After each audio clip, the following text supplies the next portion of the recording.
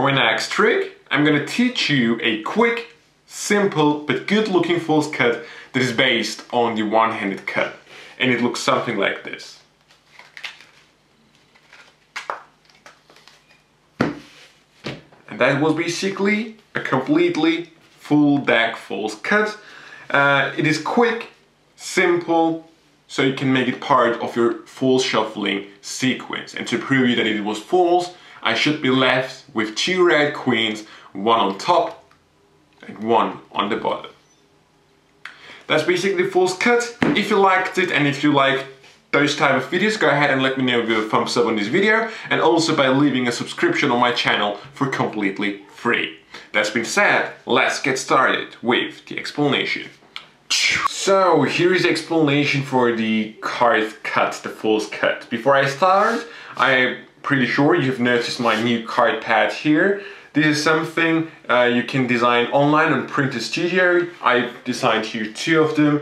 There are different sizes available, so if you're interested in a custom card pad, go ahead and check out Printer Studio for these great card pads. That's been said, here is now the basics of this false cut. Now, the first thing is I'm going to show the whole cut one more time in slow motion. What's happening is this.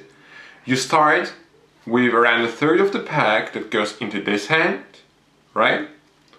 Then you do the Charlier cut with the remaining cards, but before you complete it, you put your index finger here to keep a gap. Then you roll the pack above the gap on top of here by having a gap again using your thumb, right? Then the remaining cards go on top. You roll them back here, and this goes here, and you have a completely full deck false cut. It looks complicated, but it is quite simple to keep in mind the moves and to perform.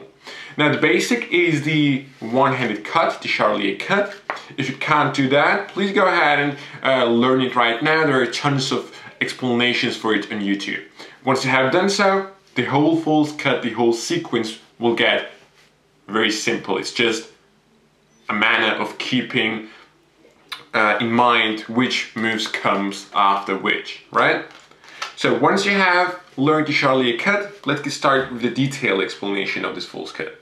Now, let's have here the 10 of hearts on top, the 8 of hearts on the bottom. Now, again, you start in the one-handed cut, the Charlier cut grip, and you start by lifting up around 1/3 of the card, okay? You lift it up, and then you basically roll it into this hand. So here, use your thumb to push it here, and these 2 fingers or 3 fingers from the other hand to rotate it. Okay, so it's facing down again.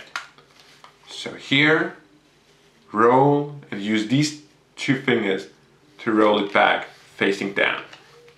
Okay, so you basically now have the 10 of hearts here in this hand. Okay, and it is again in this grip. Now, with the remaining cards, notice the 8 of hearts is the bottom card. You start doing the Charlier cut, okay, with this pack. Basically lifting up half of the cards. Do the Charlier cut, but before you end it, you take your index finger from the bottom and put it into the center. So from here it goes all over here to the long edge and curls in, keeping here a break, okay? So here, let's put this here. You're here, your index finger goes down to complete the Charlier cut, but before you complete it, it is here. You move to this edge, okay? So you're here, putting your index finger in and keeping the gap.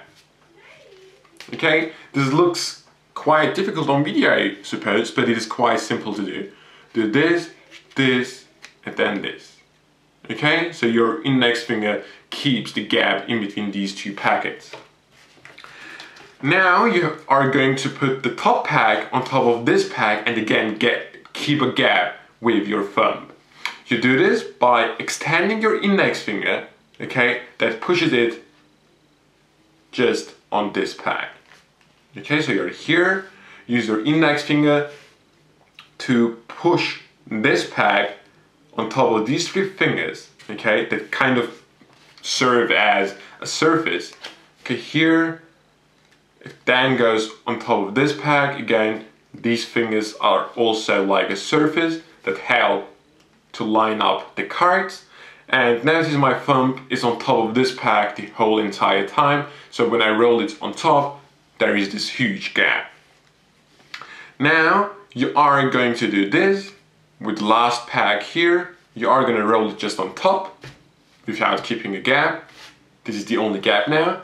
Now use your index finger, extend it, just lift it up to push it back on top of this hand, roll it to facing down position again, and this peg goes on top like so.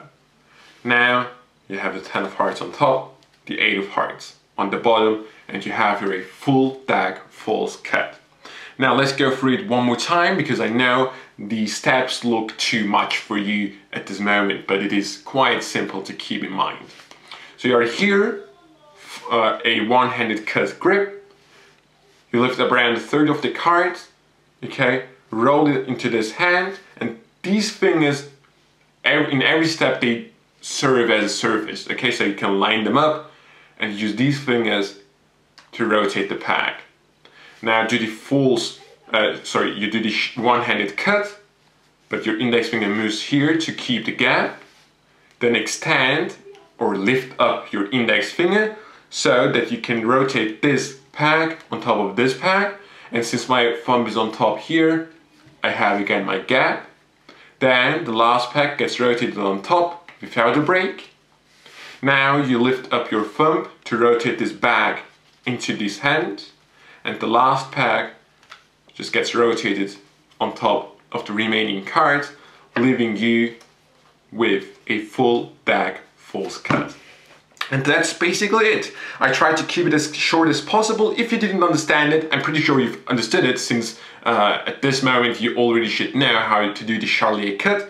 And once you can do that, the only thing you have to keep in mind are the steps, okay?